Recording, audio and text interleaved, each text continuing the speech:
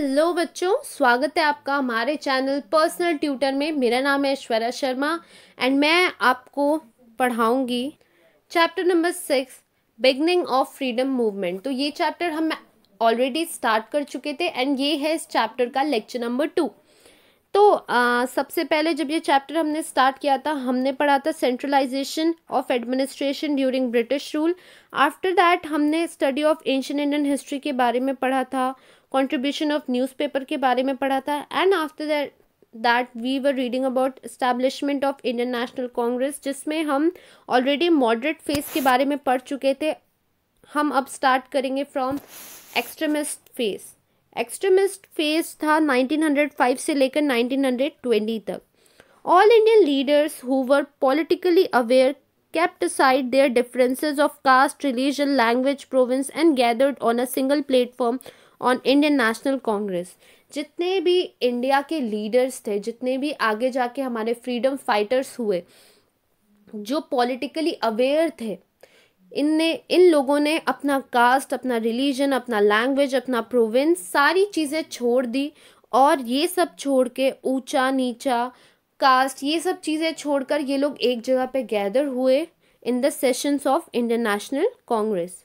There was unanimous decision regarding the objective of the Congress and taking forward the movement by constitutional means, but there were differences regarding the working system. There were ideological differences. Indian National Congress के जो भी decisions लिए जा रहे थे वो अनएनिमस थे, मतलब बहुत सारे लोग, बहुत सारे अलग अलग लीडर्स वहाँ पे कलेक्ट हो गए थे एंड सब अपने अपने डिसीजंस वहाँ पे सुना रहे थे। लेकिन सबकी जो भी डिसीजंस थे उन सब में एक चीज़ कॉमन थी कि सब कॉन्स्टिट्यूशनल मेथड से चाहते थे, लॉज के थ्रू चाहते थे अपने डिमांड सामने रखना। लेकिन फिर भी किस वे से एक इंडियन नेशनल कांग्रेस काम करे, इस चीज़ में बहुत ज़्यादा ही डिफरेंसेस थे और लोगों की आइडियोलॉजीज में भी डिफरेंसेस थे। किसी का तरीका दूसरा था एंड नेक्स्ट पर्सन का जो तरीका था वो भी दूसरा था। From these differences, two main political groups were formed: the moderate, who advocated peaceful and constitutional manners, and the extremist, who believed in severe struggle for attainment of freedom।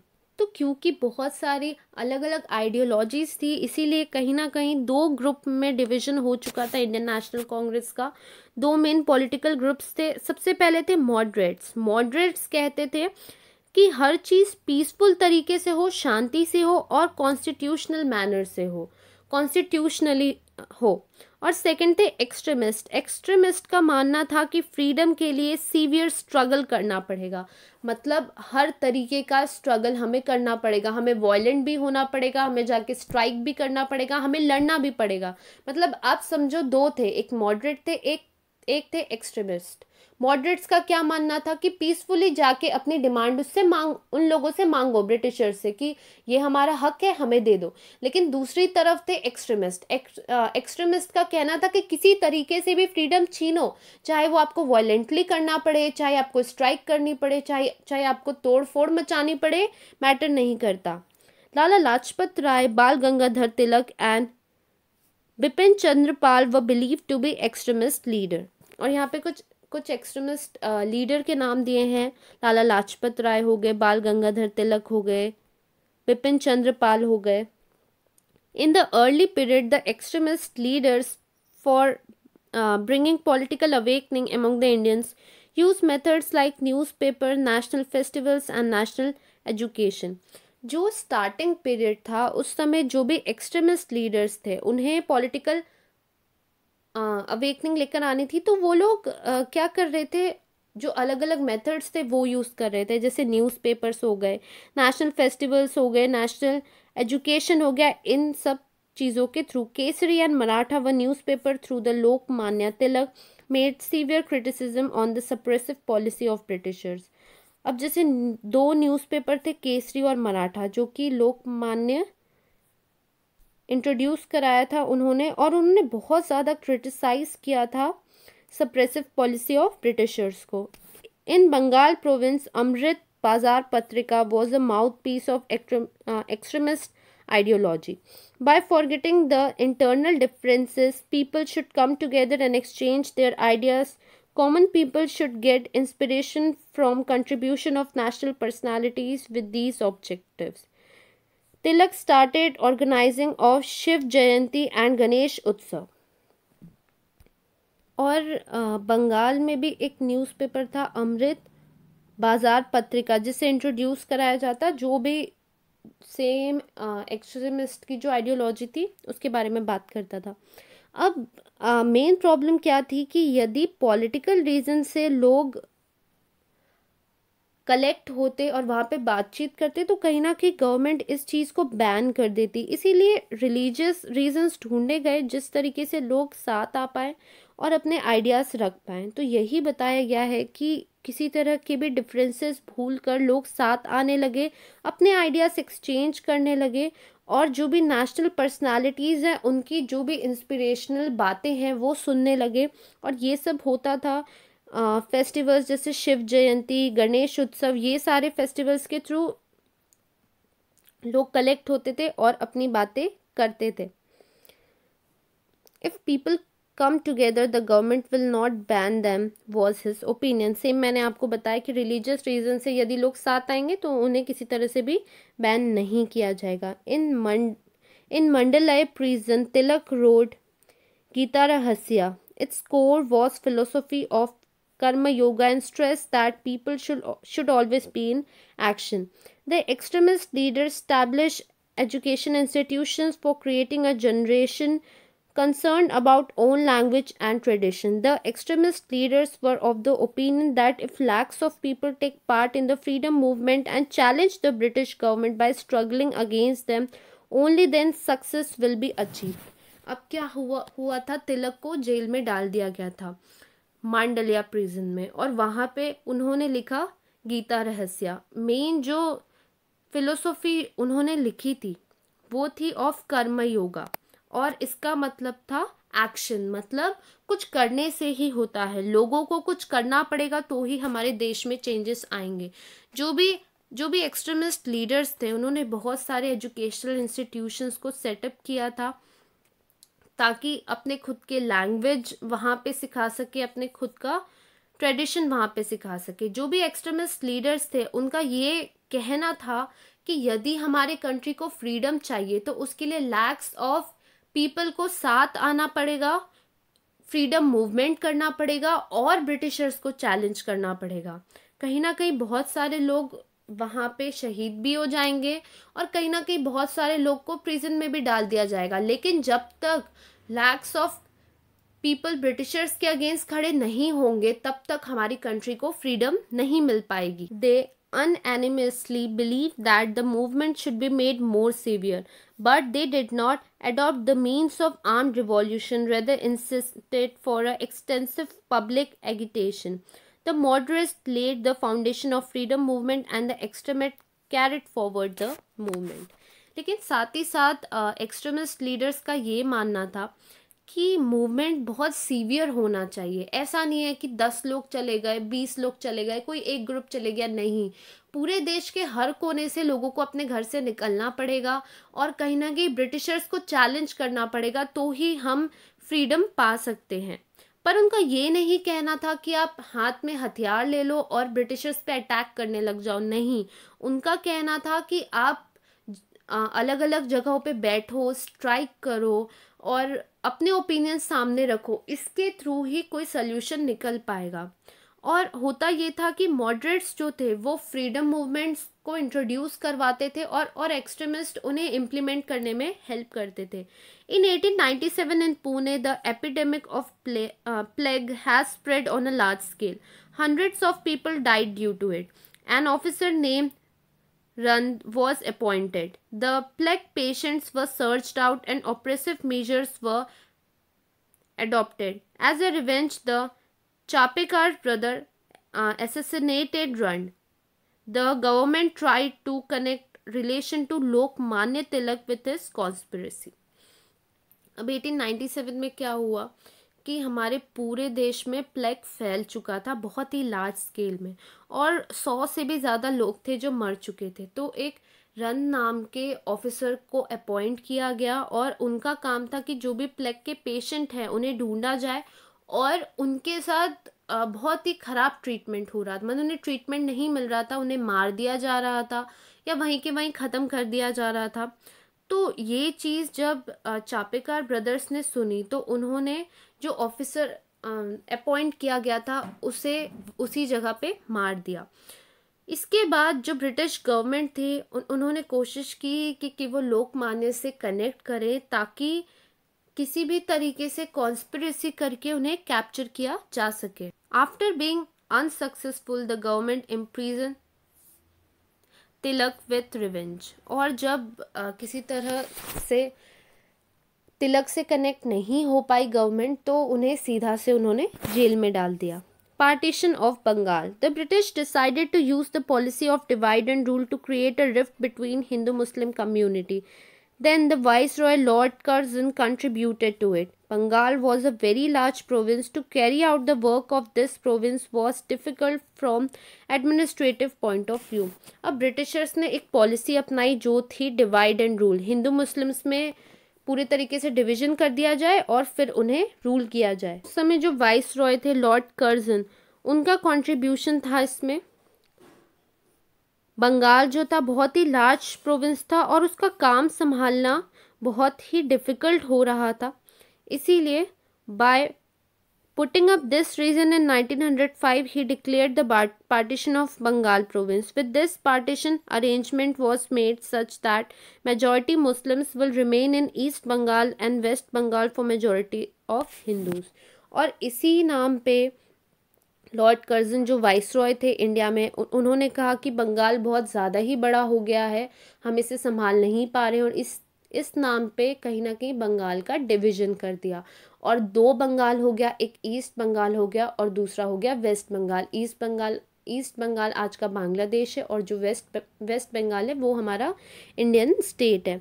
तो ये जो पार्टीशन हुआ इस पे ब्रिटिशर्स ने कोशिश की कि जो ईस्ट बंगाल है वहाँ पे सारे मुस्लिम्स को भेज दिया जाए और जो वेस्ट बंगाल है वहाँ पे हिंदूज को रखा जाए।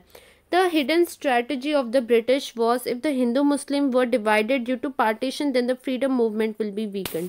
और ब्रिटिशर्स का इसके बाद ये सोचना था कि यदि पार्टीशन के नाम पे ही इन्हें दो अलग अलग जगहों पे भेज दिया जाएगा हिंदू मुस्लिम्स का, तो कहीं ना कहीं इनका जो फ्रीडम मूवमेंट है ये बहुत वीक पड़ जाएगा। Anti partition movement. There was public awakening against partition not only in Bengal but all over India. 16 October, the day of partition, was observed as National Mourning Day. All over India, there were protest meetings to condemn the government's decision. Vande Mataram came to be sung everywhere. लेकिन लोग बहुत जागरूक थे और वो जानते थे कि ये पार्टीशन नहीं होना चाहिए, क्योंकि कहीं ना कहीं बंगाल नहीं हमारा देश ही दो भाग में डिवाइड हो रहा है। और 16 अक्टूबर जिस दिन ये पार्टीशन हुआ उसे हमारी कंट्री में नेशनल मॉर्निंग डे के नाम से मनाया जाता है और पूरे इंडिया में प्रोटेस्ट हो रहा था गवर्नमेंट के इस डिसीजन पे और लोग हर जगह वंदे मातरम गा रहे थे। As a symbol of unity, Raksha Bandhan programs were held. Students in large number boycotted government schools and colleges and participated in the movement. The leadership of this movement was in the hand of Surendranath Banerjee, Anand Mohan Bose, Rabindranath Tagore and such other leaders. और कहीं ना कहीं इस division के protest में रक्षाबंधन का programme मनाया जा रहा था यूनिटी दिखाने के लिए। लार्ज नंबर में स्टूडेंट्स जो थे गवर्नमेंट स्कूल्स और कॉलेजेस छोड़कर प्रोटेस्ट में जुड़ गए थे और इनके मेन लीडर्स थे Surendranath Banerjee, Anand Mohan Bose and Rabindranath Tagore. The extent of Indian anti partition movement the extent of National Congress increased due to anti-partition movement. It became a national movement. Owing to the severity of dissatisfaction, the British annulled the partition of Bengal. और जो Indian National Congress है कहीं ना कहीं उसके कारण ये all over India का एक मूवमेंट बन चुका था और ब्रिटिशर्स एक नेशनल मूवमेंट बन चुका था और ब्रिटिशर्स इस चीज़ को समझ रहे थे। उन्हें डिससेटिस्फैक्शन कैसे लोगों को उनसे है, इसलिए ये जो पार्टीशन होने वाला था इसे ब्रिटिशर्स ने कैंसिल कर दिया। 4 point programme of Indian National Congress. Gopal Krishna Gokhale was the president of Indian National Congress session of 1905. He supported the anti-partition movement. Dada Bhai Novroji was the president of 1906 session. For the first time, he pronounced the word Swaraj from the stage. In this presidential speech, he gave the message that remain united, try sincerely, and fulfill the aim of Swaraj, so that today we will be able to save the lakhs of people suffering from poverty, hunger, disease, and India will get a respectable position among developed countries. Gopal Krishna Gokhale जो थे वो president थे Indian National Congress के session of 1905 में.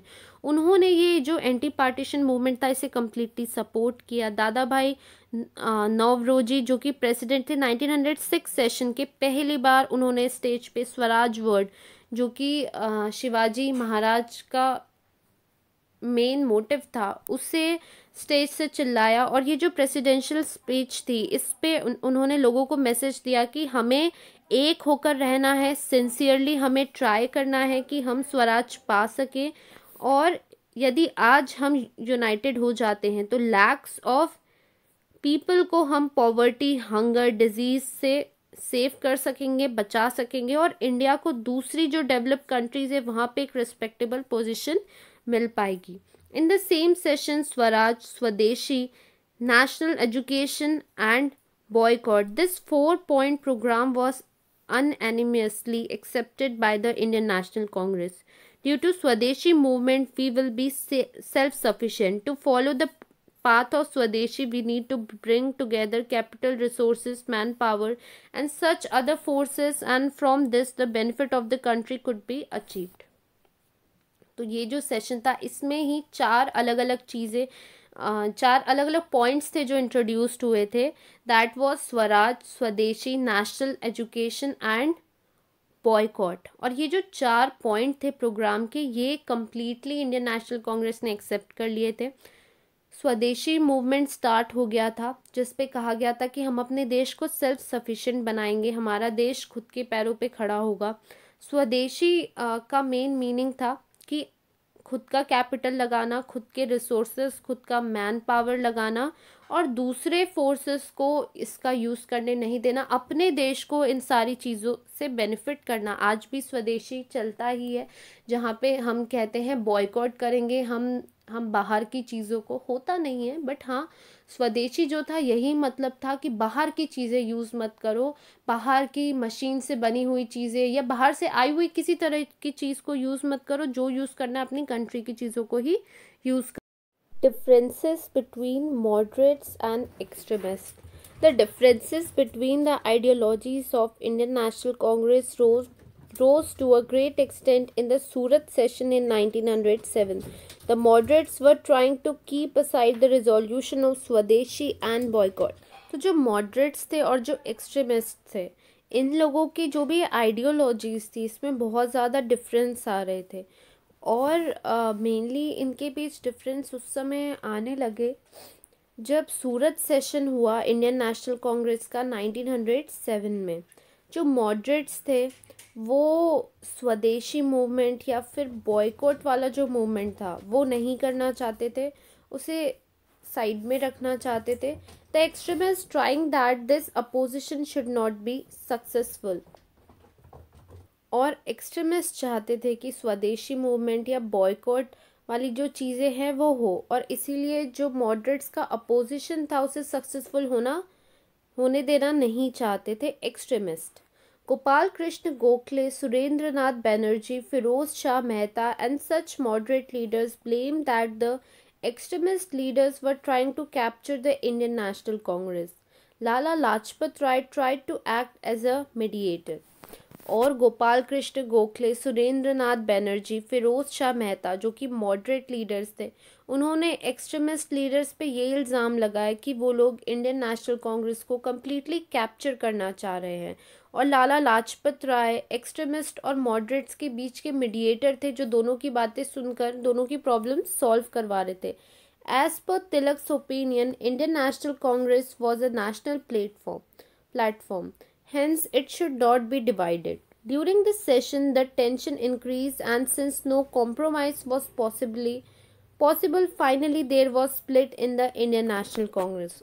और जो सूरत session हो रहा था वहाँ पे तिलक का कहना था, बाल गंगाधर तिलक का कहना था कि इंडियन नेशनल कांग्रेस एक नेशनल प्लेटफॉर्म है जिसके थ्रू हम सब अपनी बातें रख पा रहे हैं, अपने ओपिनियंस रख पा रहे हैं, तो इसमें डिवीज़न नहीं होना चाहिए। लेकिन क्योंकि एक्सट्रीमिस्ट और मॉडरेट्स जो थे उनके बीच में कोई भी कॉम्प्रोमाइज़ नहीं हो रहा था, इसलिए इंडियन नेशनल कांग्रेस दो पार्ट्स में डिवाइड हो गया। Suppression of the British. Suppression of the British. After anti-partition movement, the government was disturbed looking at the influential public protest. To control this movement, the government used the policy of suppression.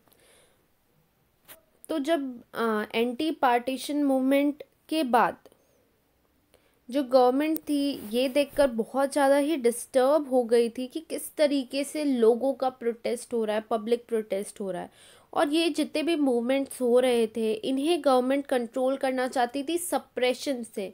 Suppression मतलब होता है इन पे pressure डाल के, इन्हें pressurise करके दबा के, मतलब इन्हें ऊपर नहीं उठने देना है।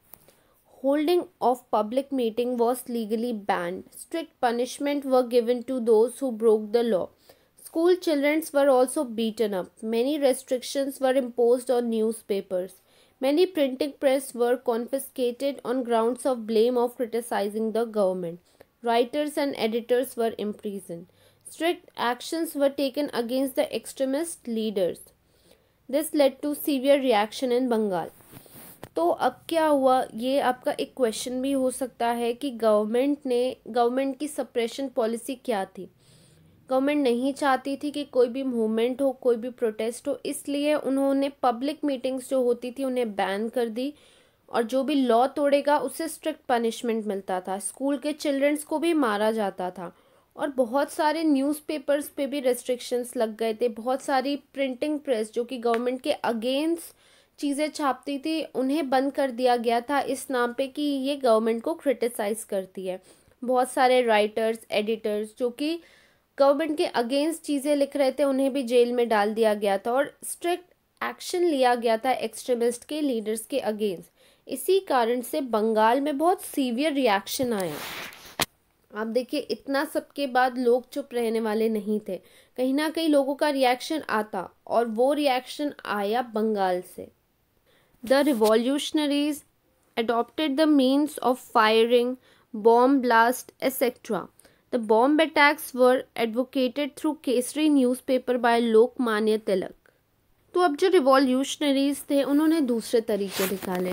उन्होंने फायरिंग की गवर्नमेंट ऑफिशियल्स पे, उनके ऑफिसेस में बॉम्ब ब्लास्ट किए, और ये सब चीज़ को एडवोकेट किया लोकमान्य तिलक ने अपने केसरी न्यूज़पेपर पे। इसका मतलब है, एडवोकेट का मतलब है कि लोगों को बताया कि ऐसा क्यों हुआ लोकमान्य तिलक ने। The charge of sedition was put on Lokmanya Tilak for which he was sent to Mandalay jail at Myanmar for 66 years imprisonment. तो सेडिशन का चार्ज लोकमान्य तिलक पे लगा दिया गया था। सेडिशन मतलब होता है, ये एक ऐसा क्राइम होता है जिसमें अपनी गवर्नमेंट के अगेंस्ट कोई बात करना, अपनी गवर्नमेंट के अगेंस्ट कोई वॉर छेड़ देना, अपनी गवर्नमेंट के अगेंस्ट कुछ भी ऐसा करना जो बहुत डेंजरस है, ये सेडिशन में आता है। तो सेडिशन के चार्ज में लोकमान्य तिलक को मंदलय जेल भेजा गया म्यांमार के 6 साल के इम्प्रिजनमेंट के लिए। कहीं ना कहीं ब्रिटिशर्स अपना फ़ायदा ही देख रहे थे। वो जेल जाएंगे, वो जेल में रहेंगे तो यहाँ लोगों को कैप्चर करने में, लोगों को संभालने में बहुत आसानी होगी। Bipin Chandrapal was sentence to jail and Lala Lajpat Rai was deported from Punjab. और बिपिन चंद्रपाल को भी जेल भेज दिया गया और लाला लाजपत राय को भी डिपोर्ट कर दिया गया पंजाब से। Now establishment of Muslim league. The British became very disturbed looking at the overwhelming response to the Indian National Congress in the anti-partition movement.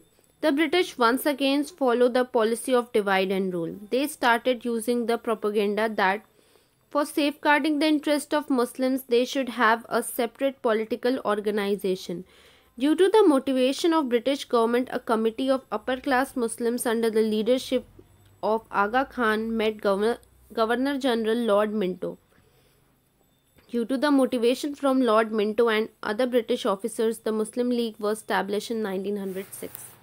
तो ब्रिटिशर्स बहुत ज़्यादा ही डिस्टर्ब हो चुके थे इंडियन नेशनल कांग्रेस का काम देखकर, क्योंकि जहाँ ब्रिटिशर्स ने बंगाल के पार्टीशन की बात की थी, लोग इतने ज़्यादा वहाँ पे ऑफेंसिव हो गए थे और कम्प्लीटली गवर्नमेंट के अगेंस्ट खड़े हो गए थे। तो गवर्नमेंट को समझ आ रहा था ब्रिटिशर्स को कि हमारी नहीं चलने वाली, इसीलिए ब्रिटिशर्स ने अपनी पुरानी पॉलिसी फिर से अपनाई, डिवाइड एंड रूल। उन्होंने मुस्लिम लोगों को भड़काया कि क्योंकि आप दूसरे रिलीजन हो, आपका एक अलग ऑर्गेनाइजेशन होना चाहिए।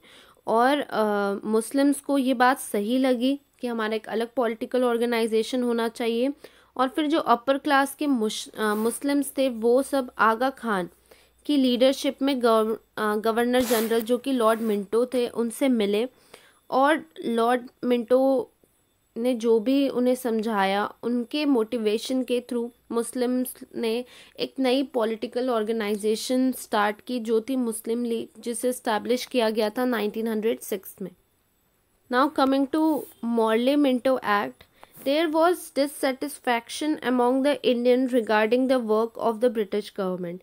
The Indians felt that the reason of poverty in India was the economic policy of British, oppressive policy of Lord Curzon, exclusion of educated Indians in government services, unjust behavior towards Indian and Africa. All this added to the dissatisfaction.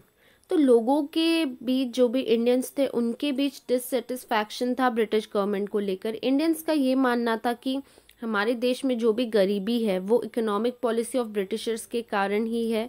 Lord Curzon जो उस समय governor general थे, उनकी जो oppressive policy है जिसके कारण हमारे एजुकेटेड इंडियंस को गवर्नमेंट सर्विस नहीं मिलती, सही बिहेवियर नहीं हुआ अफ्रीका में हमारे इंडियंस के साथ, और ये सारी चीज़ों के कारण डिससेटिस्फैक्शन था इंडियंस के मन में ब्रिटिशर्स के लिए।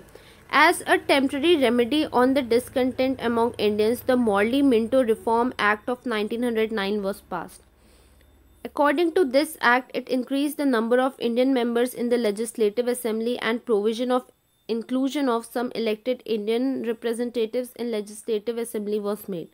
In the same act, separate electorates were provided to Indian Muslims. Due to this conspiracy of the British, the seed of division in India was sown. तो हुआ क्या कि कहीं ना कहीं ब्रिटिशर्स को भी समझ आ रहा था कि ये लोग हमारे अगेंस्ट हो रहे हैं, तो ब्रिटिशर्स ने मॉर्ले-मिंटो रिफॉर्म एक्ट निकाला 1909 में। इस एक्ट के हिसाब से जो लेजिस्लेटिव असेंबली थी उसमें इंडियन मेंबर्स का जो नंबर है उसे इंक्रीज़ कर दिया गया, और बहुत सारे इंडिया के ही इलेक्टेड इंडियन रिप्रेजेंटेटिव्स को लेजिस्लेटिव असेंबली में डाला गया। इसी एक्ट में एक अलग से इलेक्टोरेट्स बनाए गए जहाँ पे इंडियन मुस्लिम्स को रखा गया, और ब्रिटिशर्स जो अपनी कॉन्स्पिरेसी खेलना चाहते थे, जो अपनी डिवाइड एंड रूल वाली चीज़ करना चाहते थे, वो यहाँ से चालू हो गई। और यहाँ से ब्रिटिशर्स ने कम्प्लीटली हम जो हिंदू मुस्लिम में डिवीज़न रोक रहे थे, हम जो कॉमन उन्हें आसपास लेकर आ रहे थे, वो चीज़ धीरे धीरे ख़त्म होने लगी। Now coming to Lucknow Pact. In the Lucknow session of Indian National Congress in 1916, under the leadership of Lokmanya Tilak, an attempt was made to resolve the dispute in the Indian National Congress. In the same year, there was an agreement between Indian National Congress and Muslim League known as the Lucknow Pact. According to this pact, the Indian National Congress agreed to separate electorates to Muslim, and Muslim leagues agreed to support the Indian National Congress in its work for getting political rights for India. तो 1916 में लोकमान्य तिलक के leadership के under कोशिश की गई कि जो dispute हो रहा है इंडियन नेशनल कांग्रेस में एक्सट्रीमिस्ट और मॉडरेट्स के बीच, वो ख़त्म किया जाए। इसी साल इंडियन नेशनल कांग्रेस का मुस्लिम लीग के साथ भी अग्रीमेंट हुआ जिसे लखनऊ पैक्ट कहा जाता है। इस पैक्ट के हिसाब से इंडियन नेशनल कांग्रेस अग्री हो गई कि मुस्लिम्स को अपने पॉलिटिकल ऑर्गेनाइजेशन में सीट्स देगी, और मुस्लिम लीग भी अग्री होगी कि इंडियन नेशनल कांग्रेस का सपोर्ट करेगी पॉलिटिकल राइट्स की डिमांड करने में। Now coming to home rule movement, in 1914 when Lokmanya Tilak was released from Mandalay jail, the First World War had begun in Europe. The direct consequences of this war was had to be borne by India as well. The rates of basic necessary commodities increase. तो 1940 में लोकमान्य तिलक जब मांडले jail से release हुए तो world war start हो चुका था Europe में, और इसका डायरेक्ट जो कंसिक्वेंस है, इफ़ेक्ट है, वो हम लोगों पे भी पड़ रहा था। हमारी जितनी भी कमोडिटीज़ थी, इनकी जो नीड्स थी वो ज़्यादा हो गई थी। इस कारण से बेसिक कमोडिटीज़ के जो रेट्स थे वो भी बहुत ज़्यादा बढ़ चुके थे। Many restrictions were put up on the Indians by the British government. This led to increased dissatisfaction in the minds of Indians. In these circumstances, Dr. N.E. Besant and Lokmanya Tilak started the Home Rule movement. Home Rule means self-government. Such movement also began in Ireland against colonialism. On similar lines, Home Rule movement demanded rights of self-government in India. तो बहुत सारे restrictions थे जो Britishers ने Indians पे दोबारा लगा दिए थे। इस कारण से इंडियंस में अगेन डिससेटिस्फेक्शन आ चुका था। ऐसे सर्कमस्टेंसेस में डॉक्टर एनी बीसेंट और लोकमान्य तिलक ने एक नया मूवमेंट स्टार्ट किया जो था home rule movement. Home rule का मतलब था खुद की गवर्नमेंट, और ये मूवमेंट पहले ही आयरलैंड में चल रहा था कॉलोनियलिज्म के अगेंस्ट। ऐसा ही सिमिलर मूवमेंट हमारी कंट्री में स्टार्ट किया गया अपने अपने राइट्स मांगने के लिए। Any Besant and Lokmanya Tilak made extensive tour in different parts of country and the demand for self government reach the common people. Tilak firmly stated that Swaraj is my birthright and I shall have it. और any Besant और लोकमान्य तिलक ने अलग अलग tour किए हमारी country पे और self government की लोगों से मांग की। और उस समय तिलक ने लोगों से कहा कि स्वराज मेरा जन्म सिद्ध अधिकार है और मुझे वो मिलना चाहिए। Swaraj is my birthright and I shall have it. Now coming to first world war and India. The war atmosphere in Europe, growing dissatisfaction in the minds of Indians, popularity of Home Rule movement. In such condition, it was necessary for British to get cooperation from the Indians. तो war का atmosphere था Europe में, और लोगों Indians जो थे उनके मन में ब्रिटिशर्स के लिए डिससेटिस्फैक्शन था। अब ब्रिटिशर्स को कहीं ना कहीं इंडियंस से किसी भी तरीके से कोऑपरेशन चाहिए था। The British government decided to provide some political rights to the Indian. In 1917, Montague, Secretary of State for India, declared that step by steps Indian will be given the right to self-government and responsible political system. Tilak also declared that if the government is going to show sympathy and considerable attitude towards the demand of Indians, only then Indian public is ready to cooperate the British. The policy of Lokmanya Tilak is known as responsive cooperation. British government ने decide किया कि अब Indians को उनकी political rights हम दे देते हैं तो ही ये कोऑपरेट करेंगे।